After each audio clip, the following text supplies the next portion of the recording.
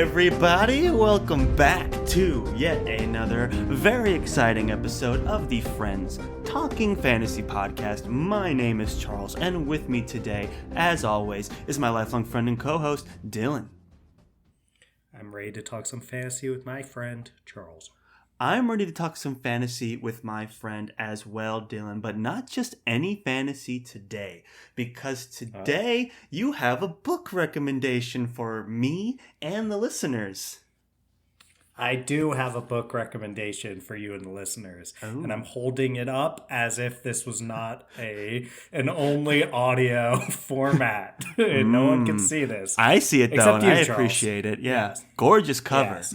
Because it does have a gorgeous cover. Beautiful. It is Babel, an arcane history. Obviously, it has that whole, or the necessity of violence, an arcane history of, you had that up. The Oxford Charles. Translators Revolution, yes. Yes. Which it doesn't say on the cover, but I always do like those titles that are like it's like the title that the publisher clearly wanted, that is short, succinct, and digestible, : it's like something, title. or it's like, or like in parentheses, or the artsy title that you can tell the author actually wanted to call this book, but got talked out of. Like Birdman, or The Unexpected Virtue of Ignorance. Virtue of Ignorance. Nice. Yes, that's a good one I always like. Yeah. And it seems like we have R.F. Kuang here, kind of playing a part of that title structure. It just seems like fun. You get to have your long, fun title, even if it's not printed on the cover of your book. When you start to say we have R.F. Kuang here, I was like, oh, from a listener's perspective, they might be like, and here's Rebecca Kuang to talk about. No, sorry, we don't have Rebecca Kuang on. Unavailable, too busy being a New York Times bestselling author. So not just any New York Times bestselling author, Charles. #1 New York Times bestselling author now. Yeah, that is out of control. That Babel, I wasn't shocked it hit the New York Times bestselling list, but to come in at #1, I know based on Rebecca Kuang's social media post, she was shocked to hit #1 overall there. And it's a very deserving book of that spot. We're both huge fans of her prior series. That's the Poppy War trilogy. And she follows it up with what feels like I would say a more mature effort. Not that the Poppy War was immature in any way. It was obviously, I consider it a grimdark series, and there's a lot that's really dark about, but you can tell Rebecca Kuang, I think she started working on the Poppy War trilogy when she was like 19 or something like that, and it's incredible how well she did, but you can see her really coming into her own with this dark academia novel here, and it's a really impressive effort. It can be pretty dense at times. It doesn't move as quickly as the Poppy War series does, but there's a ton to digest here, and people are loving it. That they are, and I've seen it from the hype. I've seen it from Twitter engagements. I've seen it from our very own giveaway, right, Dylan? Oh, yes. We do have a giveaway going on Twitter right now of a signed copy of R.F. Kuang's Babel. And we have it going on. If you're listening to this live, Charles, is this, it might be I'm committing myself to post this tomorrow, and I believe the last day is Monday. So at the time this episode airs, it will be Friday. Actually, will it be? Yes, it will. It'll be Friday. Yes, we do have a giveaway going until October 10th, which is Monday. You're probably listening to this, if you're listening to it within the first couple of days that we released it, you have some time to get on Twitter. We're at the FTF Podcast 1 over there, and you'll have clear instructions on how to be eligible in the pinned tweet, but it's very simple. It's like follow us, retweet, and tag someone in the comments. But yes, should be easy to find it, and you got a chance to win a signed copy. #1 New York Times bestselling signed copy of Rebecca Kuang's R.F. Kuang's Babel. So don't want to miss that. It's a beautiful cover, and it's an international. We're drawing from contestants internationally. So if you're in the UK or elsewhere, feel free to enter. We will ship it internationally because or New Zealand. New Zealand. Love our Kiwi fans. Love our Kiwi fans. Shout out to you guys. We Make get sure more you're of entering. them than we get from Vermont. For some reason, can't break into that Vermont market the way that we want to. But New Zealand is overrepresented. If anyone has tips on how to break into the Vermont market, please let us know. We're desperate. Yeah. I mean, we're just sort of talking about maple novels syrup and Ben and Jerry's. Pair well with maple syrup. Skiing. Right. The Four Seasons, like having all 4 seasons, all that. I don't know. What are the people in Vermont like? Yeah, but reach out. Maybe they like Babel. Maybe this is it. I think it would. It is a #1 New York Times bestseller, and I'm almost positive she's sold copies in Vermont. Times, though? Oh, yeah. Where does it rank on the Vermont Times best-selling list? That we'll need to look up. The Vermont Times. Well, that's to be determined. But anyway, in terms of the New York Times, she's crowned #1. So you got to imagine she's in the top 10, at least. I'm willing to stake my life on it. But yeah, we've been huge fans of hers for a while now. We were reading The Poppy War as they were coming out. I don't think the third book was Dragon. It wasn't. What was it called? called? The Dragon Republic is second book. Burning God. The Burning God yes. is book 3. And when that first came out, we grabbed that. Because I remember we read the series in time for the release of Burning God. And we were like, this author's amazing. Can't wait for what they do next. If this is where they're starting, then sky's the limit for their professional career. Because R.F. Kuang is, younger than your average fantasy author, and she's also doing 1,000 other things. She's a Marshall Scholar. She's studied at Cambridge and Oxford. She's pursuing a PhD at Yale. So while she's doing all that, which could easily be a full-time endeavor, she's also on the side dabbling in being a New York Times best-selling author. So just an incredible force of knowledge and scholarly adventures, and just in writing too. It's really captivating. And what I loved about Poppy War, and Dylan, you'll have to tell me how much of this kind of continues into Babel, but what I loved about Poppy War was how it just felt like a really fresh voice in the grimdark modern genre. You could really see her influence. She's got masters. She studied Chinese studies in Oxford, and taking some of that extensive knowledge and bringing it to a fantasy world and kind of close to reality, but still being its own commentary on things like war crimes and how a nation goes to war and how society handles it, and her kick-ass action scenes too was another thing that stood out to me. And having that Rin, of course, as a character was really refreshing as well. Just a strong, headstrong, confident, not afraid, ends define the means, perfect grimdark character. All of those things I remember loving about R.F. Kuang's work, and I was like, whatever she puts out next, I can't wait to get to. And although Babel's not on our immediate reading schedule, that didn't stop you, Dylan, from diving in right away and checking it out for us. It did not stop me, Charles, and it's definitely a step away from that military fantasy that you see in the Poppy War series. You're not going to get any of these battles and big fight scenes along those lines.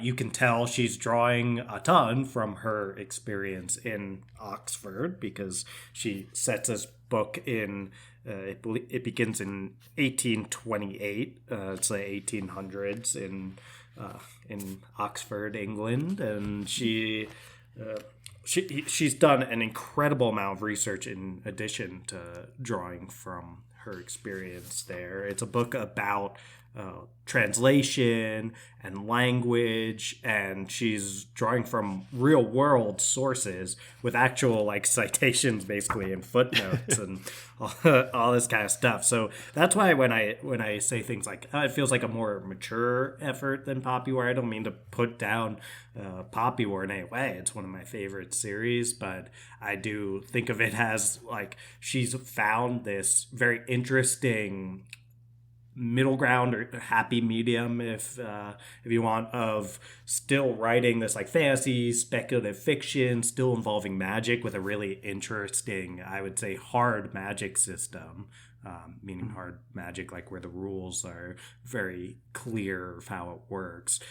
She's still bringing those kind of speculative fiction elements into this while also making it feel like sort of historical fiction and drawing from her academic experience. Of course, she studied I believe it was like Chinese language and literature. Don't quote me on that, but I think that at least one of her million degrees is in that. And she clearly displays that knowledge when she's writing this book. So for those academics out there who love to nerd out on like actual cited sources from the real world and seeing how Kuang expertly applies those in fiction, you're gonna have a lot to dive into here.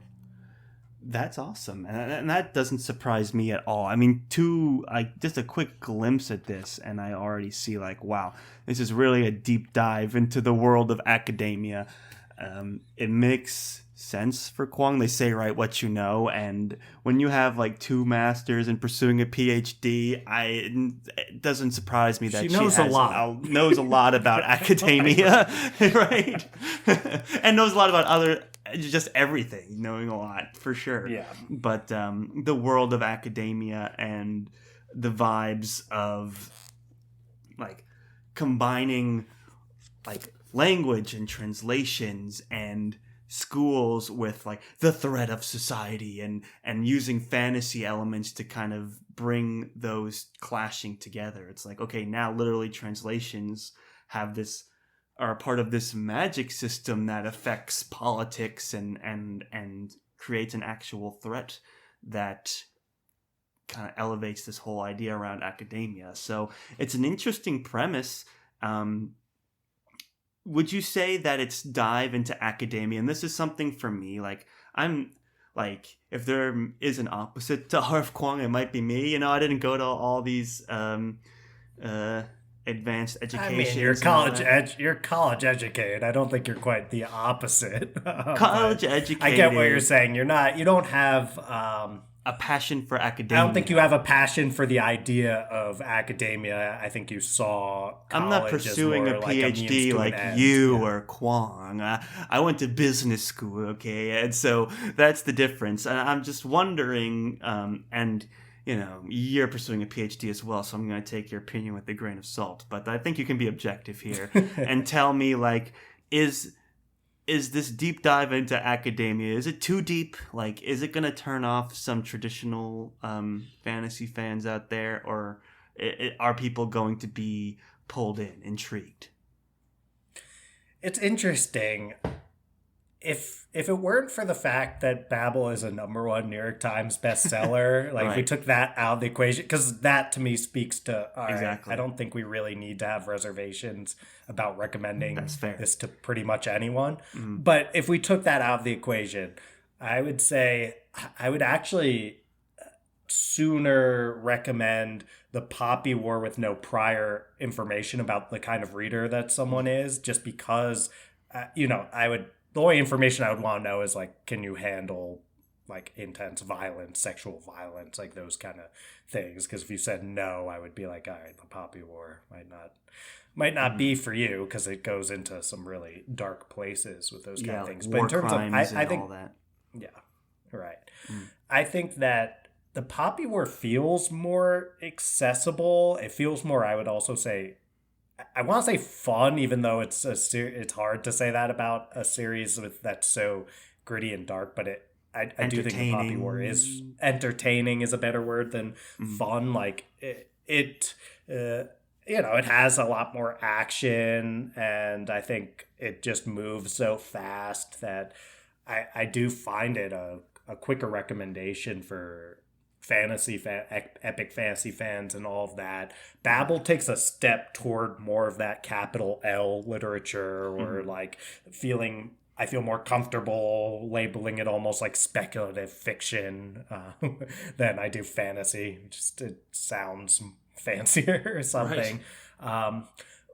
And I think that it's something that if you are an academic, you have that kind of experience, like graduate school, stuff like that, to draw from, and it's been a really huge part of your life, you are going to probably relate to the plight of the characters and what they're going through and just the setting more than if you haven't received advanced education like that.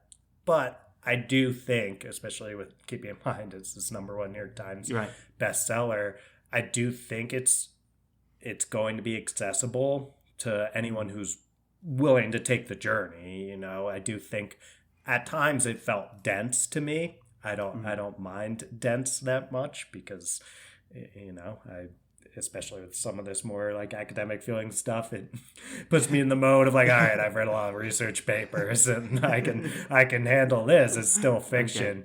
Okay. And I think if you're not going to be, I guess, thrown off or turned away just by the idea of like, okay, I want to read fiction with footnotes or whatever, then I think you'll find there's a lot to enjoy here, regardless of your level of education.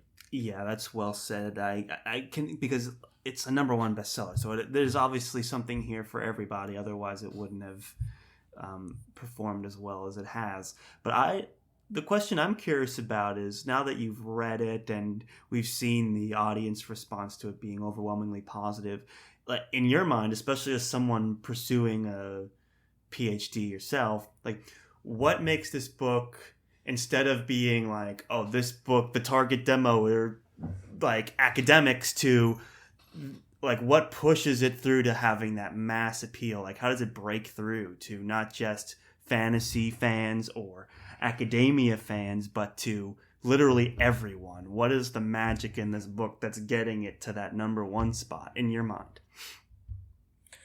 Yeah, I think, like I said, I wouldn't have guessed that it would have the level of mass appeal that it does. So I'm more like post hoc, to use a little academic lingo here. I'm like post hoc trying to look at this and say, why has it been such a giant success, rather than what I would have said coming in. And I think that it's just, it works on so many levels, where it works on this fantasy level where you can look at, even if it's not the epic fantasy with the wars and the fighting, there's legitimately a hard magic system in this, and a really interesting one based around language and translation and things that get lost in translation. I don't want to spoil or get into the whole thing, but it's just really cool. And I'm kind of a language nerd myself, and I really like the magic system, and that's not something I was expecting out of Kuang. So you think of these fantasy fans who already know Rebecca Kuang's name, and many of which big fans of the Poppy War, they can grasp onto some of these more typical fantasy elements like that. So you're grabbing that group over there. Then you're getting these fans of like dark academia in general is this big subgenre in fantasy. It is an interesting subgenre, isn't it? Yeah, and it seems to be a little bit separate from our typical, like the kind of fantasy that you and I generally read on here. Like I don't think we've read a lot of books that would fall into this like dark academia category. Would you consider The Magicians to be like on the outskirts of dark academia? It's not really dark or about academia. They just happen to be in a school, but I think you could classify that as, I'd be interested. I mean, any listeners who are really into that subgenre can, let us know what you consider dark academia if the magicians fall in there. I think it would count. Like, but anyway, yeah, it's kind of a separate readership than the epic fantasy readers. So I think you're bringing like this huge dark academia group in addition to all these epic fantasy folks you got on board with the Poppy War, and then you have, and maybe just it's super relatable to do these like school settings because I mean if you're not college educated or graduate school educated, you can relate to the idea of being at school. I think that has its own appeal just for the masses. And then we get this part that makes it feel more of that capital L literature where you're able to grab those folks who, I don't say this from a condescending point. I love fantasy, but there's a lot of people who do not disdain to read genre fiction. Don't see themselves as people who grab things from that sci-fi and fantasy section. And I don't approve of that attitude. I think that there's so much great to read in the genres, but there's lots of people out there who, don't do it. And you have to, I think, be able to break into that just capital L literature, like just fiction reader who would normally grab a book like this if you're going to hit #1 New York Times bestseller. You got to get in like the book club circuit. You got to get, you have to have people writing about you.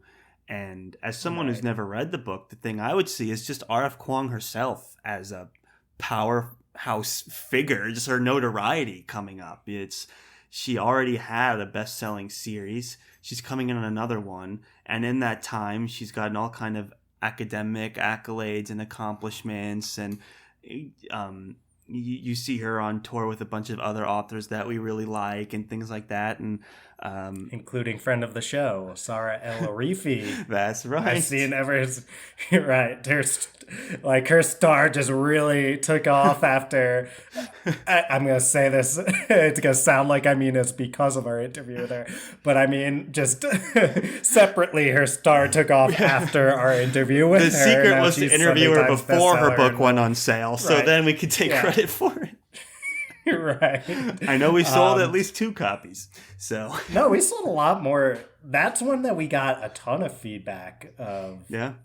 Anyway, that was a very fascinating interview. But yeah, the point is, it's like authors as personas, right? To me, when I see like the new generation coming up into the bestseller, like Mount Rushmore status fantasy authors, we've been talking about Kuang for a long time as taking one of those seats, right? One of those spaces, and because just right out of the gate, blowing us away with Rin and the story of the Poppy War, and just the career that she's been able to build in conjunction with her academia career, and her background and expertise in Chinese studies. It's like bringing all of those things together. It's just the secret sauce that I think a lot of readers, and not just fantasy readers, but people just reading books as a hobby, as an interest, are intrigued by and supportive of. So to me, it's like a lot of hard work and good ideas and good timing coming together for this one.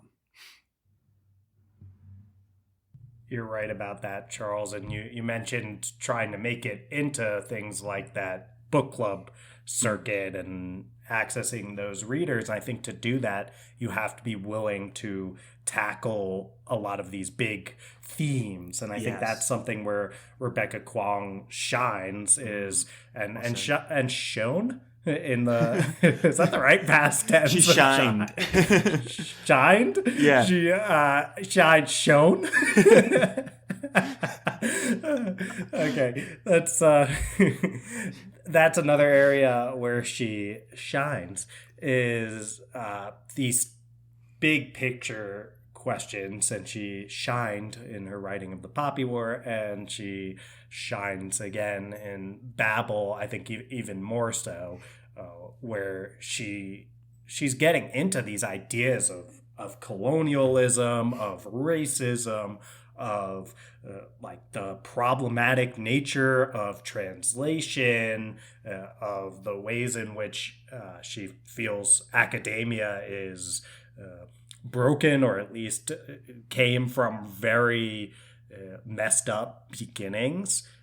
Meanwhile, she's an academic herself. Like she said, this is, she called it her love letter and breakup letter to Oxford, which is that's really funny. Interesting, right? So she's tackling these things that she adores about academia and these big themes, but she's also getting into like, here's what's problematic about academia. So when you dive into those huge themes like that, that's how you can start to break into, I think, these book club type books, right? You start feeding into an ongoing conversation, and she's really at the cutting edge of it in fiction. Oh yeah, and in the cutting edge of fantasy too. I think fantasy, like older school fantasy, has that sort of connotation of like not being like on the forefront of some of these modern themes about kind of societal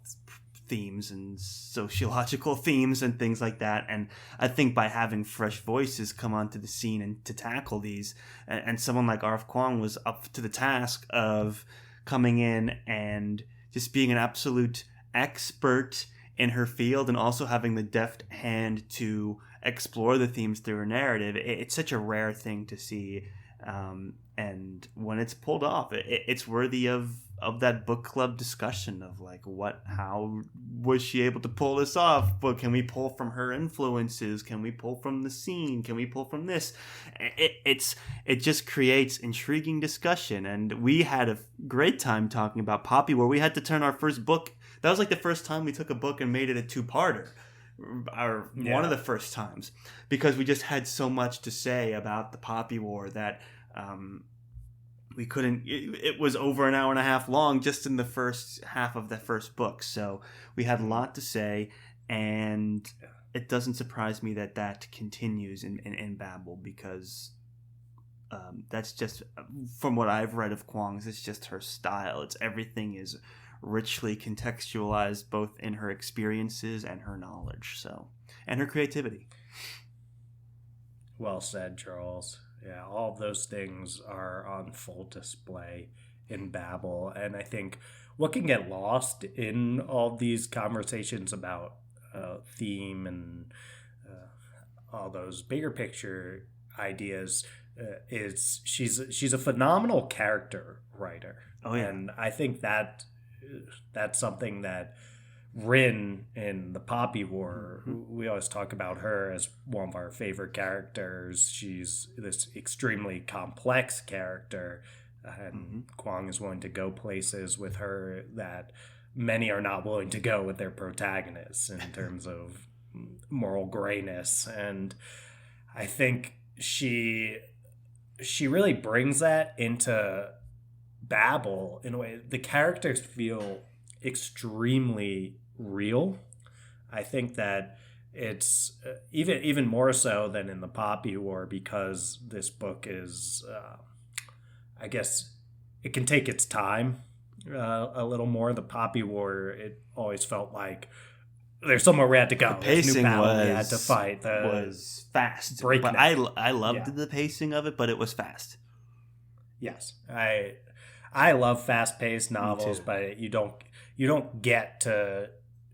A lot of Rin's character development, I think, happened along the lines of these like big actions that were being taken, rather than this like, let's sit with her and see where she's at right now. We didn't have a lot of time to do that, and I think here you get a lot more of the day-to-day life of the characters, especially the main character Robin, and it allows us to see a different side of Kuang's writing than we've seen before, because that's like the last thing that we got in in the Poppy War would be just like day-to-day life, like what's going on. And there's a lot of like these interesting like sweet moments even of the character Robin comes in and he's got this cohort of 4 people, which is very like similar to what you might experience in a PhD program. You come in with these like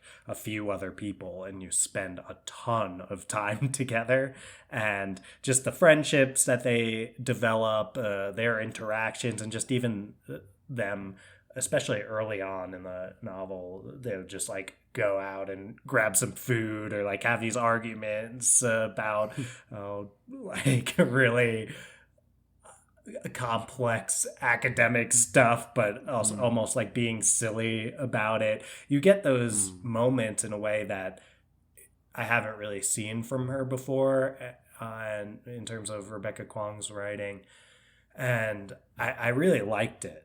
I'm someone who enjoys really getting to sit with those characters and get to know them, and that's something I don't want to get lost in conveying why this is a great book to read. It sounds like R.F. Kuang is really kind of just expanding her catalog, right? She's not just I'm just gonna write fast-paced, grim-dark fiction and write that for my whole career. She's like, okay, I did the fast-paced, grimdark, militaristic fantasy book. Now I'm doing the like Oxford University academic book, and like she can knock both out of the park. And who knows what the next thing's going to be? It's like she had the fast-paced. She's got another one coming soon, Charles. I believe it's called Yellowface. I remember seeing stuff about that. Yeah. It's and I have to say, I don't even know if it's technically going to be fantasy or not. I haven't really done the deep dive into this one yet, but yeah, I think the arcs are already out. I don't know how she has all this time to just I have no clue. Crank out these books in the middle of getting her PhD. I know I don't I don't think I would be capable, but I'm not cranking out books, and I have a 9 to 5. Yeah, I mean, I'm certainly not capable of writing New York Times bestselling books in the time, but let alone any books. But it's it's interesting. And that one, I think, it deals with someone who's either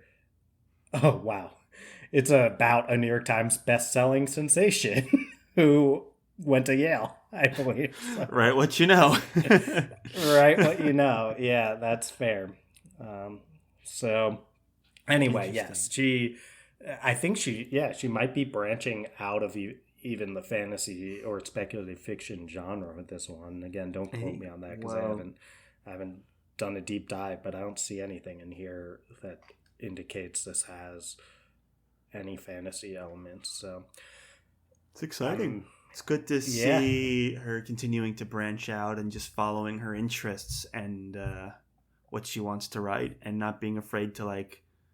You'd think if you just wrote a New York Times bestseller, you'd be like, and now Babel 2, the babbling.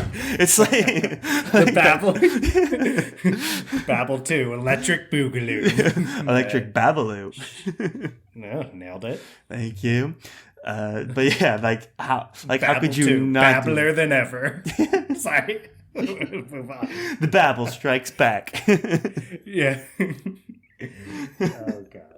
The babbling. Babel 2, a more arcane history. More arcane than it's ever been before. Exactly. I mean, how could you not write that? But to then be like, I'm going to totally break my usual genre and tell a totally different story and see where that goes. It's like, more power to you. I'm sure you'll be successful. You've only continued to outdo yourself so far. So before we move on from our conversation about Babel, I'm curious to put you on the spot here and say, what kind of books would you recommend for fans of this book, or fans of which books should check this book out? Like, what kind of books are in the periphery for you, recommendations wise, for Babel? Yeah, I think of it around those books that kind of bridge the gap between the more like capital L literature and the like more typical fantasy. I mean, The Final Strife by Sarah El Arifi definitely comes to mind. You know, we were talking about Sarah earlier, just in terms of the willingness to tackle a lot of these huge themes like racism and oppression and things along those lines, while I would say The Final Strife is probably more Poppy War-esque in terms of the like action and the pacing of it than it is Babel-esque. But I just think the kind of readers who enjoy getting the fantasy elements in addition to these larger themes, especially those about like racism and oppression and colonialism, all of that kind of stuff, that I would say both of those books tackle those huge problems in society. And I would say The Magicians. There are elements, The Magicians, Lev Grossman, there are elements that remind me a lot of The Magicians, just in terms of, I think, the way they capture this idea of just having this small cohort, and you become extremely close even if you're very different people, just because you have to spend so much time with these people. And then the idea, it's almost like this trauma bonding where you're working so freaking hard on the same stuff that it's like, okay, I know in The Magicians it's like there's not always a ton of love lost there between like Quentin and Penny, you know, but they're forced together. So there's some sort of, I guess, some sort of underlying love that forms there. Even just out of sheer familiarity and like trauma bonding. So yeah, but this idea of just working like nonstop on stuff and it being so hard, I think The Magicians captures that really well, and so does Babel. I think that I think Piranesi is an interesting one, a very different books, but it's another one that's Susanna Clarke. It's another one that seems to kind of walk that line of the more it's like it's got this academic feel to it, does Piranesi, because the way that the character writes is trying to approach everything like very scientifically, and I think that comes through. And it's another one that feels like it's, I mean, I don't want to give something away about Piranesi. That anyway, if it has the same like, let's get at some of these big ideas. I think that one's a little more there's definitely a love for academia that shines through in Piranesi. Like, you can tell Susanna Clarke really loved that scientific journal way of narration and the scientific mind. Even if the person itself was a bit too naive to do real science, they were still thinking scientifically, and there was definitely a love there that you could see come through in the writing. So I get that. And even in the like Goodreads description of Babel, it's called, you know, compares itself to another work of Susanna Clarke's that says it's a tonal response to Jonathan Strange and Mr. Norrell, which I've never read, but I think it's kind of getting at what you're saying when you compare it to Piranesi, where it's like spiritually there's a lot of similarities going on, but they're in two very different directions in terms of the, whether it's, you call it action or what's happening or where they go with their themes and things like that. I think that's what they're trying to say. I don't want to get into anything that's, I mean, I don't know. I haven't read Jonathan Strange, so I don't know for sure. But I feel like there's, I don't know how to get into it, but in Piranesi, there's some stuff that's almost more in the background that get at some of this like dark academia stuff too. I mean, Charles, I don't know how, I'm sure you know what I'm talking about, having read it. Like, there's and like the dangers of the pursuit of knowledge and those kind of things. Yeah, those are themes in both of these books. So I see. I just can't say more because Piranesi, it's so much about this like unfolding mystery about what it's even about. But I think then we've got things like The Priority of the Orange Tree is another one that seems to get into these big picture themes. That one's noted for being like very feminist, and I think it's a different kind of oppression that dives into, and it is more epic fantasy, but it's also, I think, it's also a tome. And I think that Babel is kind of a tome in itself. It's pretty big. I think you have to be willing to sit and read something that big. But I'm trying to think what else I would start thinking along the lines of Babel. I mean, nothing comes to mind immediately besides the ones that I mentioned. I'm sure there's all sorts of dark academia stuff that people who read more of that would compare to this one. And yeah, maybe just like historical fiction readers who want to delve into something a little bit more fantasy in nature.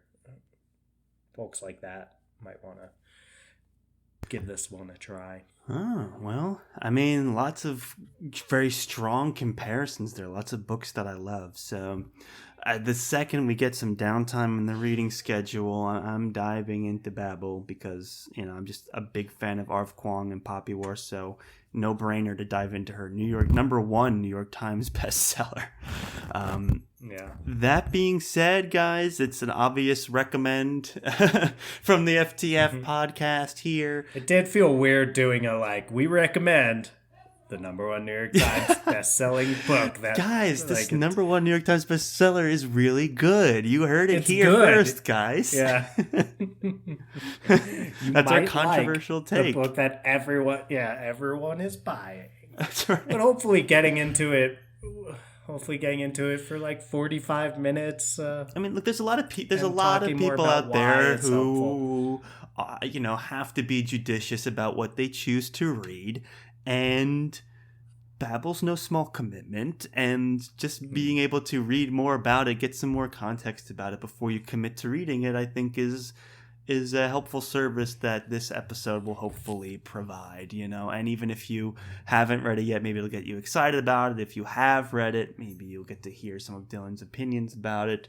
So, there's something here. And either way, it's just we like to talk about books, and this is our immediate chance to talk about this one. So, yeah, this is it. And Dylan gets to tell me all about it. I've kind of told him to save your opinions, man. Let's just do it on the air.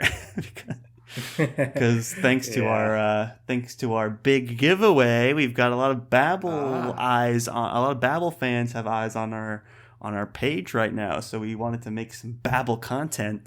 We wanted to babble about this wonderful book for a little bit. I know. Too bad we can't translate this to other languages, but good try. Once I start making puns, it probably it's all anyone could ever ask of you, Charles. I didn't read the book. I'm trying here. Once the puns come out, I think it's probably a good sign that we might want to get that sweet, sweet outro music pumping. I think it's a fantastic sign that we need to get that sweet, sweet outro music pumping, Dylan. The people expect more out of us than puns. They do. So... don't expect much more, though, because we just got the outro coming up. And let's do it. Yeah. Well, thank you, everyone, one and all, for listening to yet another very exciting episode of the Friends Talking Fantasy Podcast. If you like what you heard today, do us a favor. Follow us over on social media. We're on Instagram at the FTF Podcast and Twitter at the FTF Podcast 1. You have 3 more days to enter that giveaway for Babel, guys. It's an international giveaway. We'll ship anywhere the post office will let us ship to. So be sure to enter over on the FTF Podcast 1 on our official Twitter account. So Dylan, if they like what they heard today, they followed us on social media, they entered the giveaway on Twitter for a signed copy of the number one New York Times bestselling book Babel, and they want to support the show even further, what can they do? Toss 5 stars to our podcast, and you can do that on either Spotify or on Apple Podcasts. And really, on Spotify, over half you are listening over there, so it's just 2 clicks to give us 5 stars, and it helps us so much. You can even write a review if you're an Apple Podcast person, but just listening is more than enough. Thank you so much for doing that. Just listening, guys. Thank you. We greatly appreciate it. You made it all the way to the end, and we love you for that. So thank you for listening. We'll see you next time. And as always, go forth and conquer, friends.